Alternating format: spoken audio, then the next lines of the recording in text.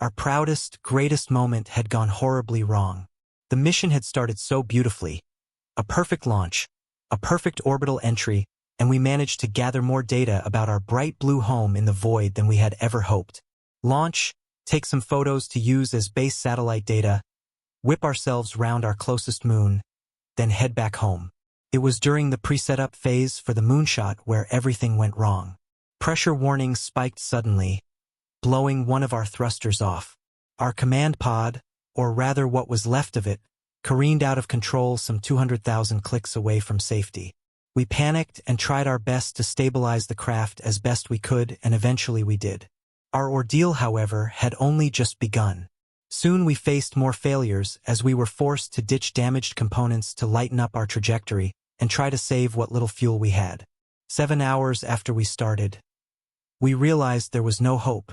There was no fuel left for a burn strong enough to get us home, and even if there was, the parachute hatches had failed, meaning even if we got back home, we would be incinerated or turned into a crater.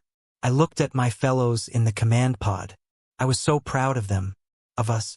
We had come so far. Lieutenant Lord, Lieutenant Bird, and Flight Lead Gruber, my fellow Otters, from digging burrows in the ground to flying in space. So, looks like this is it, huh? I looked at my friends with a half smile. Never thought I'd go out like this, Cap. But, what a way to go! Bird looked back at me with a smile, his snout twitching with a mix of excitement and fear. I don't care what's out here. Look at it. It is so beautiful, Lieutenant Lord chirped, his long flattened tail betraying his demeanor as it slipped between his legs in fear. Ja, it is glorious, main commandant. I fixed Z-Euro, at least so. At least we can reorient for Z-trip home, Gruber said as his claws tapped away at a keyboard. The radio crackled and sputtered at us. Oh, don't tell me the radio has failed now? I'm on it, Cap, Bird exclaimed and snaked his way through the cockpit. Gruber moved away, his slender body and short legs giving plenty of space. As if VE did not have enough problems. I will check ZE rest of the electronics. Same. Maybe I can see if our EVA airlock will hold. I can get outside and see if we can do repairs. Lord clutched his webbed feet at the door and carefully examined it. I got to work as well. Perhaps I can see how to stabilize the load between the thrust modules. The radio crackled loudly again. A voice erupted from it. It was in a strange language, or at least spoken very broken from our Oddish. Zir is a signal coming in, main commandant. It's not coming from home. Perhaps they're having difficulties communicating and are trying to bounce the signal off a satellite. Try to see if you can redirect power from lighting to the radio. We will use our personals for now, I said and grabbed us all a flashlight from a toolbox. Ha! Zir we go. Gruber chirped happily as the crackling ceased. Hallo. This is Aluka 13. Command? Is that you? The radio remained silent for a moment. I hung my head in despair, my whiskers buzzing. Keep trying, I commanded. Hello there. May I talk to you about your car's extended warranty? Came a loud, blurted voice of distorted Oddish followed by a strange chuckle. Hallo. This is Franz Gruber. We are in need of assistance. Our radio equipment appears to be damaged. Can you please relay our signal back to Everton Air Force Base? Ja. A spark of hope. The crew immediately perked up. Let me think. No. The voice responded, followed by one of the most sadistic laughs I have ever heard. VOTZ. Hey. We need help. Hallo. Hallo? The radio crackled again and went silent. Oh. God. Another one of those crazies got access to a backwater radio signal again, I said and hung my head low with disapproval. This is Everton. Everton to Aluka 13, do you copy? The desperate voices of ground control suddenly came through and we immediately snapped to attention. Everton, this is Aluka 13. Reading loud and clear. Keep it short. We seem to have radio issues. I barked back. The radio crackled a bit more as if there was some nearby interference. Alutherty, we are received dash. Ference is sever dash. Trying to reputish. Signal is strange, we dash. Going on out there dash. The message from home was garbled, barely coherent. In between the message, I could hear laughing. We fiddled around some more. I can't take this. Something's out there, maybe it's the antennae. I gotta go fix it, Lord said and put his suit on. I'd hate to risk it, but what choice do we have? We will all go out except for Franz. While we're out there, we can repair the parachute hatches, I said, and gave the paw signal for everyone to put their suits on. Sir, yes sir, came the universal reply from the crew. I waited for a moment after I had put my suit on and secured it, then got the okay signal from everyone. Suits on, depressurizing. Tanks are filling, no leaks. We got that going at least, I said as I watched the green gauges on the oxygen tanks fill up. Depress complete, clear for EVA. No sound came from anything as the air around us vanished, replaced by the silence of space and our own breathing. A few moments passed as Lord slipped out of the craft's airlock. A few tense moments followed. By the mother's milk, what the fluffing hell? Captain! Captain! Lord nearly shattered our eardrums as his distorted, terrified screaming filled our radios. A happy, almost sadistically happy laugh came over our radios. I was wondering when you'd notice me. It's kinda obvious to be honest, but God, that was totally worth it. More laughter. Lord frantically entered the craft again and scurried back inside, shutting the door behind him as fast as he could. He looked at me with terror in his eye as he screamed something at me from behind his mask, but his radio had turned off and we couldn't hear it. He looked straight at me, his sniffer frantically twitching as he was desperately wheezing out something from behind his helmet. I shook him and tapped my own radio beacon to remind him of the fact. He twitched and fumbled for a moment, then crawled around looking for his access switch. He found it. Oh boy, did he find it. Aliens! Came his loud, ear-shattering scream. It was at this moment the room suddenly went dark like an eclipse. We went dead silent, an eerie moment of calm overtaking us. It was then the cockpit was overcome by a shadow that moved from left to right. The shadow slowly blanketed us, like a giant shadowy being was enveloping us. And suddenly, the hulking mass of refined metals and telltale structure of a hangar's locking mechanism honed itself into view. Moments later, we were inside of a massive hangar. It would have fit our entire launch assembly inside it easily. In front of us was an array of craft, the designs of which were oddly familiar, similar to our own but significantly bulkier and very, very heavily armed. We could surmise based on our own ship classification system the approximate sizes and abilities of the craft we were looking at. This thing had 50 or more small fighter craft, 30 or so bomber craft, some ships that looked fit for mining operations, and in the back of the hangar we saw warships similar in design to one of our battleships just casually suspended from the ceiling. We had no time to take in this sight as the pod was gently grabbed by a mechanical manipulating arm, then slowly lowered to the floor. We could clearly see whatever was here was far in advance of anything we had. As we heard the thunk of metal, we took note of the guns, cannons and weapons mounted on fighters. I quickly ran a short plan through my head. An escape plan. Maybe if whatever was in here was hostile, we could steal a ship and make it home? Maybe do enough damage to drive it off. Reverse engineer so we could fight back. My thoughts were interrupted by the sound of our radio crackling back to life. Everton to 13, do you copy? Desperate pleading from our radio. I was barely able to comprehend what I was seeing. I stuttered and stammered as I tried to understand what in the holy milk just happened. G-ground control. If this is a looka, we have... We. Everton. We read you. What's the situation? The volume rose. Everton. This is a looka 13. We have first contact. I repeat, first contact. I screamed in terror as the hangar door closed, locking us in. The pod thunked harshly as it was clamped onto and slowly lowered to the floor. A voice came over the radio.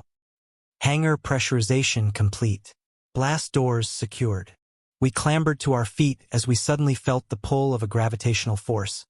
Anything that wasn't stowed suddenly clunked to whatever direction was down, including us. We asserted a defensive posture as I held my men back at the entrance to the pod. We could hear clanking of some kind as whatever owned this ship was now clawing at the pod's door. I waited for a moment, and waited. Nothing. I stopped hearing noises. Then, a knock. Wait, a knock? Hello in there. Anybody home? It said, the voice coming in over our radios and muffled from outside. Herr Commandant, what do we do? Franz asked me. I simply shook my head. Are you coming out voluntarily, or do I have to get a crowbar? Is that hatch broken or something? You are being very rude, you know? The voice said once again. I was half scared, half curious. I reached over to the hatchway and unlatched it. I took a very ginger step outside the door and saw the thing. It was 2.5 times our size, 6 feet tall with broad shoulders. A bipedal creature covered in heavy armor plating and fabric that created a sort of armored monk robe-like appearance. 2 terrifying front-facing eyes filled with a bright color of sparkling blue, just like the lakes of home, as if to mock us. 2 long arms with 5 fingers. It did not appear he had any claws or anything, as his gloves were smooth, unlike ours. It was standing at a respectable distance from the pod now that I had come out. I took a breath, and by the mother's milk was the air fresh. I felt my senses heighten and my mind rush with thought as I took in a deep breath of some truly amazing oxygen. It was also scented. It smelled like I was in the midst of an evergreen forest after spring rain. I felt so relaxed. My jowls chattered curiously in response to the world around me. My crewmates, aware I was not screaming and not fighting anything, wandered outside one by one. I looked up at the strange creature who was simply smiling at me, careful not to show teeth, tapping one foot while waiting for something. I held up a paw in salute. Hello? I said gingerly. What's up? Figured you needed a hand, so. Yeah, he simply said. Well, his mouth moved, but the words he spoke were out of sync. He must have some kind of translation system. Thanks. We kinda needed it, I said, rubbing the back of my head, slightly embarrassed. Pa, nonsense. You had it handled. I figured I'd just, cut the middleman out. He replied, shuffling nervously. Always happy to cut out the middleman, I replied half-jokingly. We shared an awkward chuckle together before I finally noticed my radio was barking at me. Aluka 13, come in. Aluka 13, for God's sake, come in. Excuse me, I have to take this call, I said and rumbled back into the pod to recover a handheld. Franz moved over to the side to marvel at the engineering arrayed in front of him. Lord examined the creature standing in front of us more closely. Bird took a look at the pod itself to better find out what the hell even happened. This is Aluka 13, go ahead, I said. I was out of breath at this point. I had nothing to say save what needed to be said. Oh, thank the mother. Can you confirm you have first contact? They asked. What do you mean? Can you confirm exactly? I asked, a bit bewildered. Can you give us any definitive signs? We're in the dark here, came the reply. Are you kidding me? This ship has to be at least a mile long. Have you tried looking out the window? I yelled out into the radio. The radio went silent and the creature behind me held his hand up to his mouth. Clearly, he was enjoying the embarrassing show we had just put on. I leaned against the pod and tried to calm my headache with a paw to my temple. Aluka 13, this is Everton. Confirm first contact. It's very heavily armed, HQ said, trailing off. So I noticed. Well, they, non-hostile. Seems friendly at least. I'm going to give this a shot, I said, putting the radio back. I approached the creature and stood to attention. I tapped my left foot, brought my paw up to my temple. Captain Reginald Otters, Cashin Air Force, Space Corps, at your service. Welcome to Ilaria. He slammed his feet together, left arm down at his side, right hand up to his head. Captain Lukash Lokarn, proud owner of this fine vessel, the Siren's Gaze. I am human. Mostly. He removed a part of his robe on his right arm, showing extensive cybernetic augmentation. Yeah. Mostly. Yeah. Look, I'm not a diplomat, I'm just a miner. I'm here to drill holes into rocks and make cash. I'm going to be frank with you, I'm not qualified or even legally allowed to talk to you. But, You were in trouble, so I had to do something, you know. So if you don't mind, I'm gonna get you guys back home and phone this in to my bosses. Let the bigwigs handle this. That is fair enough. First contact protocol must be quite strict in your world. If I may ask a few questions, though, I said, approaching him a bit closer. Sure, I can answer a few things, but I have to ready the shuttle. Well, it's a big goddamn drill, but you get the idea. Can go into Atmo, so. Yeah, he shrugged and smiled. Please go ahead. Can you also take the wreckage of the pod? We would much like to investigate the wreckage and find out what happened. Plus the debris outside, if that's not too much trouble. I asked as politely as I could. I noticed when I twitched my whiskers he seemed to like it. Oh yeah, sure. Gonna need to load up and recover. Gimme a sec. He moved his arm up and typed on a wearable computer. Bird and Franz watched with awed fascination as the giant mechanical arm moved things around inside the hangar. So, my first question. So long as it isn't tech or security related, I can answer anything, he said, typing on his pad, seemingly manually controlling the arm. Ah, are you on your own? Why am I seeing only you on this ship? Where is the rest of the crew? I asked, perplexed.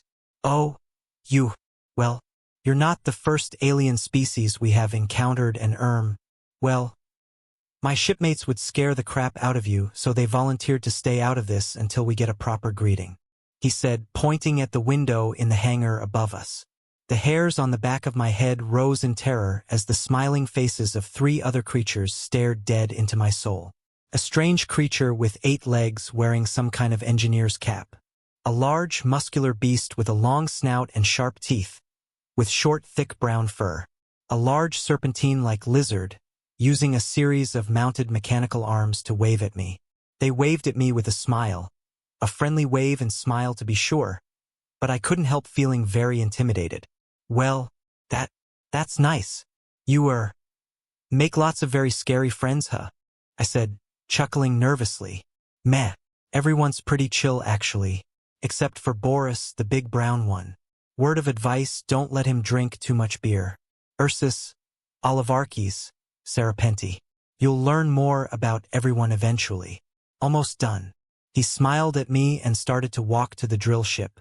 A complex-looking mechanism lowered it to ground level and a ramp appeared from it so we could go in. Ah, I see. Sounds like a fun bunch to be around. SSS System SS Secure Captain.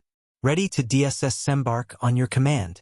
Relay has already been SS sent to Headquarter SSS and a diplomatic frigate is on its way. A voice came from his radio unit, and it scared the shit out of me. He noticed my discomfort. Yeah, I know. The hissing takes some getting used to, but hell of a mahjong player. Anyway, come hither, kind sir. Thy chariot awaits. Got the pod and debris from the rest of your craft on board the cargo bay.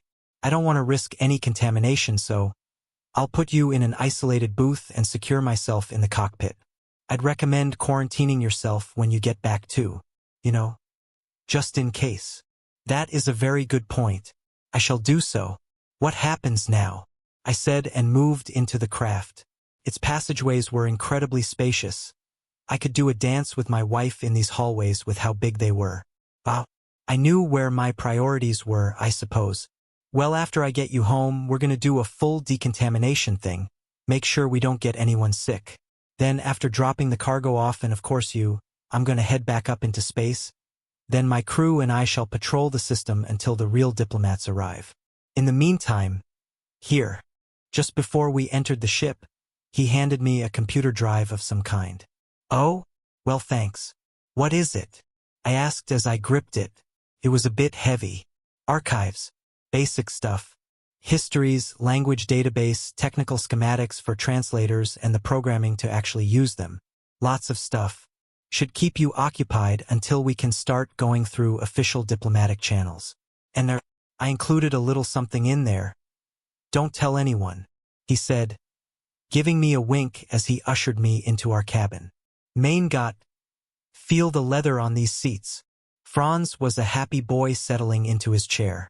Bird was far too occupied looking around at all the electronics around him. Sirens gaze, priority alert received. This is Captain Carl of the Sinner's Refuge. We are entering system in T-10. A radio message spoke out. Copy that, Sinner's Refuge. We are currently in first contact procedures. Please maintain your distance and stay on standby. CENTCOM has already been briefed. Lukash replied, and a thud told us that we had been released from clamps. Bird and Franz were beside themselves as the ship we were in glided effortlessly down the planet's surface, without even encountering air resistance. I couldn't wait to see home again. Lord was busy with a notepad, frantically writing down everything he could see, making observations about how the walls were built. As for me, well, I just couldn't wait to get home. Several months after this incident took place, we finally got in contact with the Terran Union. We were not yet allowed any real form of starship technology, with the humans setting up serious restrictions on uplifting policy. But they did get us some much-needed energy and resource tech, and in exchange for some local goods, Lukash, the human we first encountered, agreed to mine some much-needed minerals for us. Humanity wanted us to reach for the stars under our own power before they gave us anything real to work with. Within that time, the Terrans set up a dedicated ambassador operation by building a small outpost on our largest moon and the taxi service needed to actually use it. 7 more human warships appeared in the system and acted as a defense fleet until we could get our own military force in place. That will be decades down the line, but it's good to know we have someone we can rely on long term.